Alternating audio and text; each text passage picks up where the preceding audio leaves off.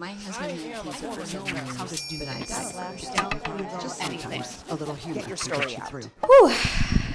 All right, this is gonna get deep, so get ready. I'm gonna start this story off like every conversation I've had with my cat, my dentist, and my therapist, talking about my mother. So it's 1995, and I've done the millionth thing to piss my mom off. She's resorted to quietly talking to me through like gritted teeth. And if you know as a child or even as an adult, a woman's contained anger can be incredibly terrifying. I can still remember her words in my head. Do you know what I've been through to have you? I've had a miscarriage, an ectopic pregnancy, the loss of one fallopian tube. The doctors told me I wouldn't have any more children, but I kept trying. And then we had you, my miracle baby. So why? Why are you such a bitch? She would later go on to have another child, so that means that miracles are a dime a dozen in the Velez household. I got to see her recycle that bit for my sister. Hey, when you have 5 kids, you recycle a lot of shit. Fast forward to 2019.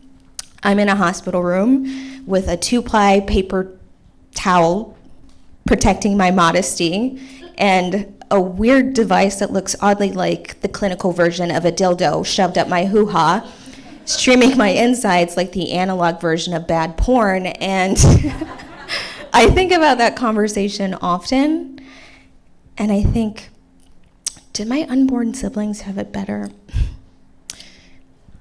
6 years of trying, multiple blood draws, hormone shots, 4 intrauterine inseminations, and 2 surgeries later with no baby to show for it. My doctor stabbing me with a speculum looking for my cervix and asking me if I'd moved it from the last time I'd seen him. And I think, yeah, they definitely had it better. I never had like a romantic view of what pregnancy was gonna be like. You know, I learned pretty young that it wasn't like what you see on TV, you know, a thinly framed woman of European descent who's like 9 months along but only noticeably pregnant from like side angles. She has perfect skin, and she suffers from small bouts of morning sickness for comedic effect. Has her baby after 2 commercial breaks, and some rightly placed anger towards her cisgendered male husband, who's ruminating over losing his freedom, having become a father, only being a husband for like 2 years. We all inherit things from our parents. I inherited my smile, my generational traumas, and my 14 fibroid tumors. Yeah. I've been inaccurately told by multiple doctors that my fibroids are a product of my race. Like being a black woman isn't hard enough without being racially profiled by your vagina. Question, did the 2 surgeries I had to get them removed, are they considered gentrification?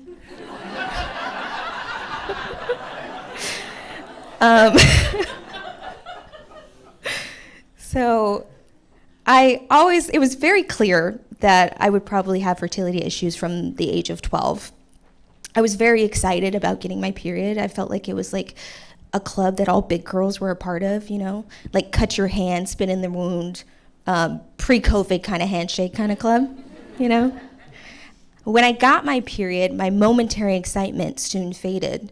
The pain was excruciating, debilitating. I suffered from fevers, my body would shake, and sometimes I needed assistance to walk from my family members or be heavily medicated. When I spoke to my mother, she said it was the same for her and her sisters. Heavy, unrelenting pain. And so much blood loss that I became anemic and would have to bring extra changes of clothes to school just in case I had another accident. African American people are systematically underrated for pain. And that's probably why I didn't hear about endometriosis until I was about 30. The doctors just gave me some aspirin, put me on birth control, and just sent me on my way. I have the same kind of fears as any possible first-time mom. I wonder, will my baby be healthy? Is a rainbow-colored baby's room too on the nose for a gender-neutral child? And will I possibly die on the table because I'm a Black woman? You see, nobody really teaches you how to advocate for yourself. I feel like it should be a class, You learn swaddling. You learn if your baby's the size of a kumquat, depending on what trimester you're in.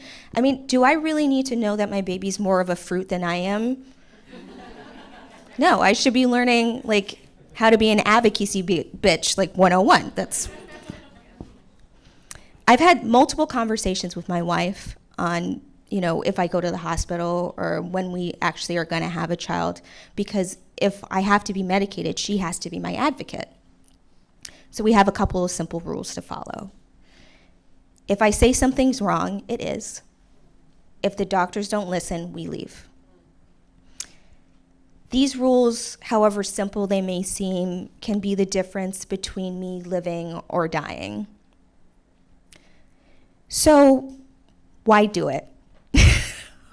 Why keep trying with all the obstacles I'm facing in my infertility?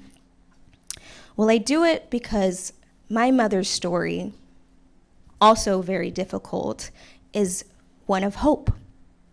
And I hope that one day that my story will be hopeful too. I do it because one day I want to look in my child's eyes and say, the doctors told me we couldn't have you, but I kept trying. And then I had you, my miracle baby. Thank you.